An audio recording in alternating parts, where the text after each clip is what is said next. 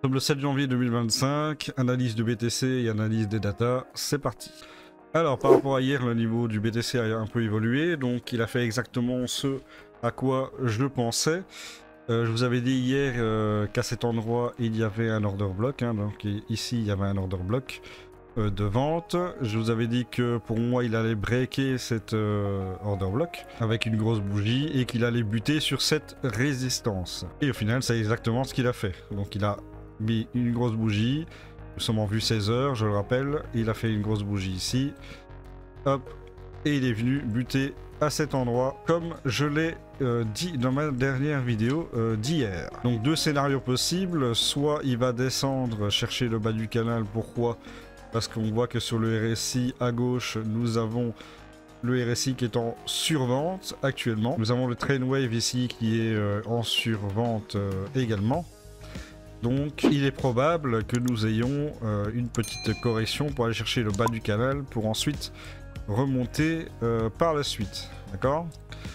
Donc ça c'est le premier scénario. Le deuxième scénario c'est très simple, il continue sa montée fantastique malgré le RSI en survente et il va aller chercher au minima un plus haut ici. En tout cas il a break la structure ici, donc la structure baissière avec la théorie de Dow a été break, d'accord? Donc ici nous avons un sommet, nous avons un top, d'accord? Et ici nous avons un top plus bas. Donc logiquement si la théorie de Dow aurait continué, eh bien, il aurait du coup continué à baisser. Ici ce n'est pas le cas puisque il a break la structure ici. Voilà, d'ailleurs on le voit ici, la structure et les breaks, et nous avons un nouveau sommet à cet endroit là qui est plus haut que celui-ci. Donc ça c'est très positif, ça veut dire qu'il y a un retournement de tendance. C'est pour ça que si il baisse pour aller rejoindre le bas du canal vers les 97 000, 98 000, eh bien ça ne pose pas de problème puisque ça ne va pas casser la structure ici. En tout cas tant qu'on ne casse pas ces structures là, on peut aller faire des plus hauts par la suite. On a un sommet ici qu'il va falloir break si on veut aller chercher des plus hauts forcément. Donc au niveau des 106 488, il faut une bougie qui clôture au-dessus de cette zone pour pouvoir continuer la tendance qui s'est inversée.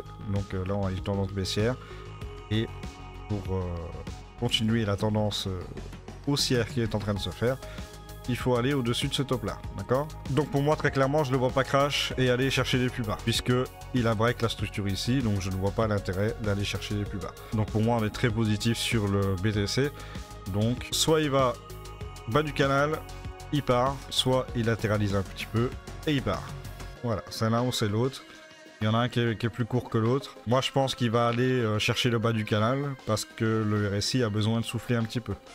Là, il n'y aura pas assez de jus en fait pour pouvoir partir à la hausse et faire un nouvel ATH aussi rapidement. D'accord? Donc je pense que ça va aller chercher le bas du canal. Voilà pour BTC. Au niveau de la Bitcoin dominance, nous avons eu deux bougies supplémentaires. Donc on avait vu ici que ça commençait à monter. Ben, du coup, ça a monté et là, ça a encore monté ici aussi. D'accord? Donc cette zone ici est super intéressante puisque nous avons atteint le haut du canal. Par contre il y a une résistance ici qui est un ancien support, on le voit ici. Support ici, qui avait tenu pendant pas mal de temps, et support ici aussi, d'accord? Donc tout ça ici c'est des supports.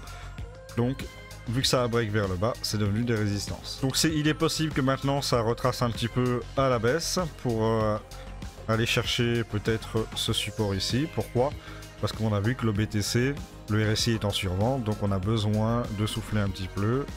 Donc pourquoi pas aller chercher des plus bas. Nous avons le MACD ici qui a donné un signal d'achat.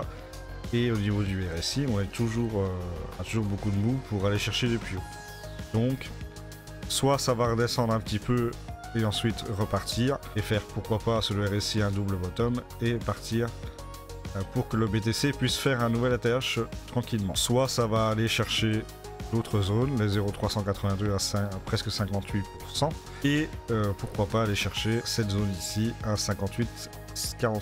Voilà pour la Bitcoin dominance. Au niveau du Total 3, je pensais qu'il allait baisser directement, mais il a fait une bougie ici plutôt haussière. Par contre, on voit qu'ici il stagne. Pourquoi? Parce que ici c'est un ancien support qui a tenu longtemps Donc un support qui est devenu résistant, on le voit ici, hein, donc à cet endroit là, on voit que ici ça a buté et c'est pile poil sur le support ici, d'accord.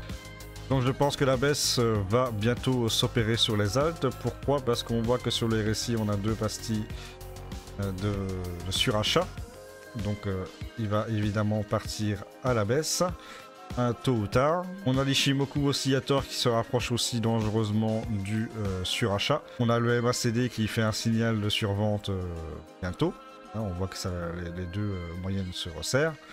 Et nous avons le Wave Trend qui se rapproche également du surachat. Donc tout ça m'indique, étant donné qu'on est sous une résistance, tout ça m'indique qu'il n'y aura pas assez de jus pour pouvoir aller chercher des plus hauts et casser cette résistance qui nous empêche de passer au niveau des altes. Et donc je pense qu'on devra aller rechercher des plus bas, à minima les 0,5. Pourquoi? Parce qu'ici cette ancienne résistance est devenue un support. Donc les 0,5 pourraient être intéressants vers 992 milliards de dollars. Et pourquoi pas aller chercher les 0,382 à 959 milliards de dollars. Pourquoi pas aller chercher le bas du canal et ensuite repartir à la hausse une fois que le RSI et les autres indicateurs auront soufflé un petit peu. Voilà donc pour le Total 3. Au niveau du Fear and Greed Index, nous sommes à 78, donc nous avons gagné 2 points par rapport à hier. Certainement parce que le BTC évidemment a pump. Parce qu'il a été à 102 000 exactement comme je l'avais dit dans ma vidéo d'hier. Donc c'est plutôt positif. Mais attention quand même parce que si on monte de trop, il y aura forcément un retournement à un moment ou à un autre.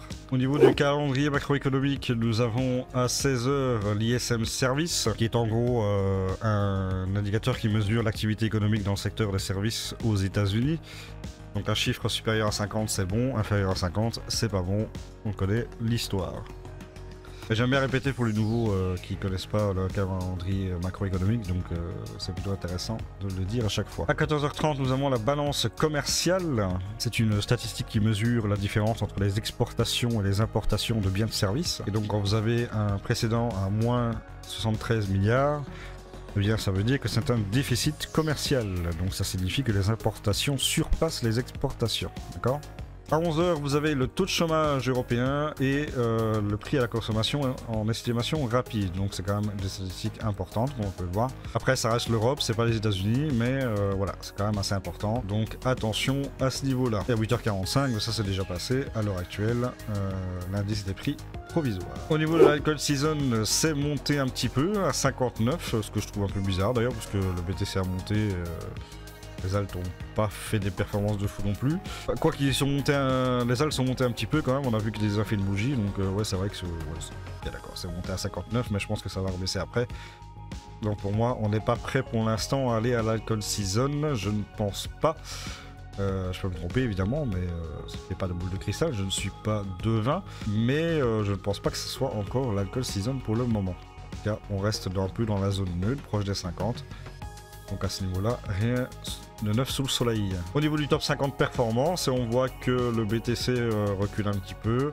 Et nous avons un peu plus de tokens qui ont surperformé le BTC. Et nous avons enfin Kaspa qui commence tout doucement à être, ne plus être en négatif par rapport au BTC. Donc ce serait quand même pas mal. Hein. Tao également. Nous avons STX, Ton et Tia.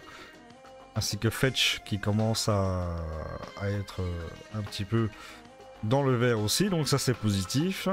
Mais attention au retournement du Total 3 comme je l'ai vu tout à l'heure. Au niveau des token unlock, nous avons Eigen qui va émettre pour 5 millions de dollars de jetons dans 10h56 minutes, qui correspond à 0,61% de la circulation supply. Donc attention à la potentielle pression vendeuse, si elle n'est pas absorbée par les acheteurs. Ensuite, nous avons ENA qui va émettre pour 15 millions de dollars de jetons, ce qui correspond à 0,42% de la circulation supply. Ça reste des pourcentages faibles, hein, on est en dessous de 1%. Donc la pression vendeuse ne devrait pas non plus être exceptionnelle, évidemment. Mais il faut quand même le savoir, il faut quand même faire attention. On ne sait jamais. C'est tout ce que j'ai à dire pour ce matin. Merci à vous d'avoir regardé cette vidéo. N'hésitez pas à liker, commenter, vous abonner et bien sûr à rejoindre mon Telegram. Tous les liens sont dans la description. Et je vous dis à la prochaine pour une nouvelle vidéo. Ciao!